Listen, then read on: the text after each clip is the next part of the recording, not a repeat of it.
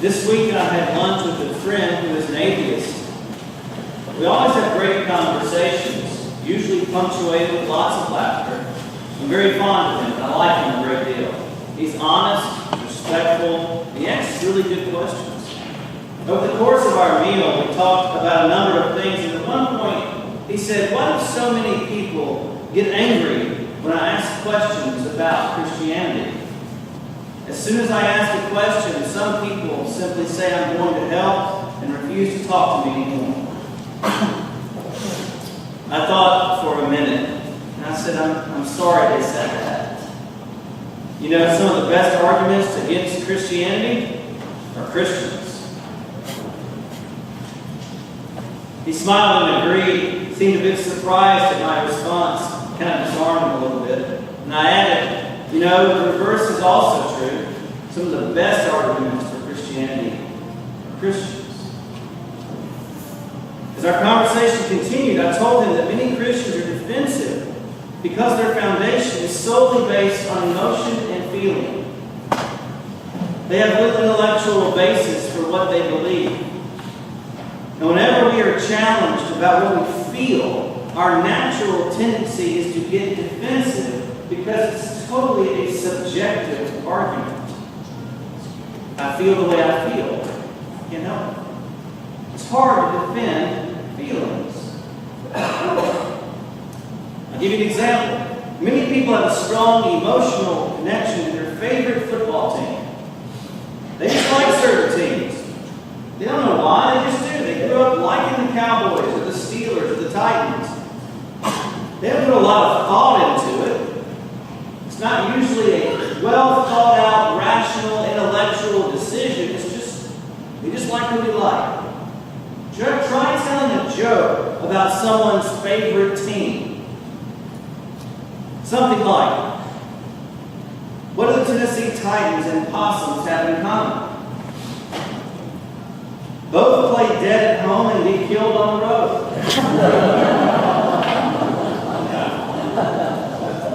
Of course, being an Auburn grad, I have to pick on Alabama.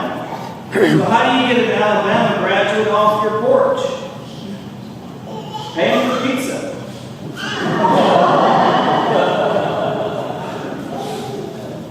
People are emotionally tied to their teams. They're not on rational reasons why. They just like who they like. It's hard to defend that kind of choice. For the last 100 years or so, the modern church has presented the gospel in much the same way, on an emotional level. In many places, the intellectual side of the faith has been neglected, and people are not formed in their minds about their faith.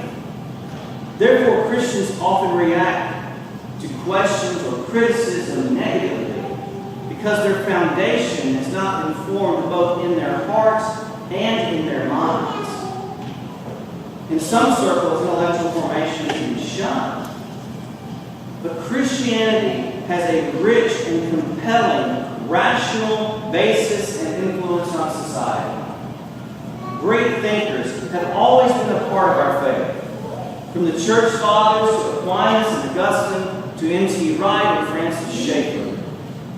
But we also have a rich history of believers who are also scientists, people like Robert Boyle and Isaac Newton, both of whom, by the way, were Anglican. But also René Descartes, Blaise Pascal, and Johannes Kepler, all believers. In today's epistle from St. Paul, we see a description of two types of people, and the critical difference between them is their mind. Let's look at it. Look at how the passage from Ephesians begins. Paul is writing to the believers of Ephesus and tells them, you must no longer walk as the Gentiles do. The term Gentiles here is meaning unbeliever. Do not walk as the Gentiles do in the futility of their minds. They are darkened in their understanding, alienated from the life of God because of the ignorance that is in them. Notice how he talks about the mind. They are futile in their mind, darkened in their understanding. And he continues by illustrating where that leads. It leads to hardness of heart and callousness. And he says they have given themselves up to sensuality, greedy to practice every kind of impurity. Without minds formed in the faith. They are led by their emotions, their human appetites, and they follow wherever these lead them. Notice how he contrasts this with an appeal to a renewed mind. He says that is not the way you learn in Christ, assuming you've heard about it and were taught in Him, as the truth is in Jesus, to be renewed in the spirit of your minds. So what do we do with this? Francis Schaeffer once said, Christianity is realistic because it says that if there is no truth, there is also no hope. And there can be no truth if there is no adequate base. I believe St. Paul is calling the Ephesians and us, by extension, to renew the base of our faith by the renewal of our minds. This is not just so we can defend our faith with a stronger basis so that it can hurt. It is so that we can become the people we are called to be. So that we can put on the new self that he speaks about. It is so that we can grow into fully integrated disciples with our hearts and our minds unified into the fullness of Christ. What does this look like for us today? I believe we can examine this in 4 steps. Information, conviction, devotion, and finally, the renewed mind. First, information. We live in a time when there is ample access to much information. We can have almost any solid book on Christianity on our doorstep the next day. We can surf the internet and find explanation for most anything. Never mind whether it's right or wrong, but we can find an explanation for it nonetheless. Churches are on every corner. Podcasts abound. We have so much available to us. We can avail ourselves of these gifts. The renewed mind should be grounded in good, solid information and theology. And the key there is solid. Not all, this may come as a shock to you, not all theology is solid. There's some out there that is really not solid.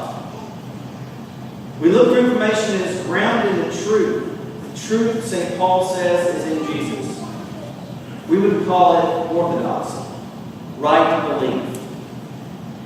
The information we take in regarding our faith, that which we hold on to in our minds, needs to be solid, biblical, and consistent with the teaching of the church through the ages.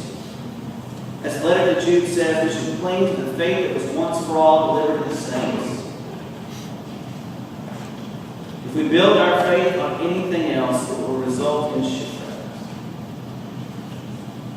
Once we have solid information, that should lead us to conviction. Deeply held beliefs that help form us. This is what we do when we say the creed each week. The priests usually introduce this by saying, let us affirm our faith in the words of the creed. When we do this, we are asserting our conviction. We have heard the scriptures. We have listened to the teaching in the sermon. And now we speak of these convictions about God the Father, God the Son, God the Holy Spirit, the church, baptism, the resurrection, and the life of the world to come. So information leads us to deeply held beliefs and conviction about the truth. Without the information, the teaching, and the facts of the faith being heard and understood, there can be no real formation or belief or authentic renewal of our minds. Without this, we are like the Gentiles in Paul's letter, darkened in our understanding, slaves to our passion. Thirdly, our convictions should lead us to devotion. Once we have the information, it takes root within us and becomes convictions, which begin to reflect on how we live our lives. It happened to the apostles this way. During their time with Jesus, he taught them the truth. And that truth led them to have certain convictions about who he was, what he had come to do, and how he called them to live. These convictions worked their way out into their devotion. Acts 2:42, they devoted themselves to the apostles' teaching and the fellowship, the breaking of bread and the prayers. And of course, it's led them to preaching and to spreading the gospel to the world, most of them giving their lives as martyrs. And this could not happen without the information, without the conviction, and without the devotion. The same is true for us. We will always struggle in our life of faith if we lack solid orthodox teaching, or if we keep that teaching at arm's length, never allowing it to animate our minds and develop into conviction. Faithful devotion and a renewed mind will only flow from deep convictions about the information we have learned about our faith. And lastly, information, conviction, and devotion lead us to the new self. Look at the Ephesians passage once again. He reminds his readers that once they have learned, heard, and been taught, and they have been convicted about this belief in Christ, they are to be renewed to a new mind and put on a new self. He says, put off your old self, which belongs to your former manner of life, and is corrupt through deceitful desires. You put on the new self, created after the likeness of God in true righteousness and holiness.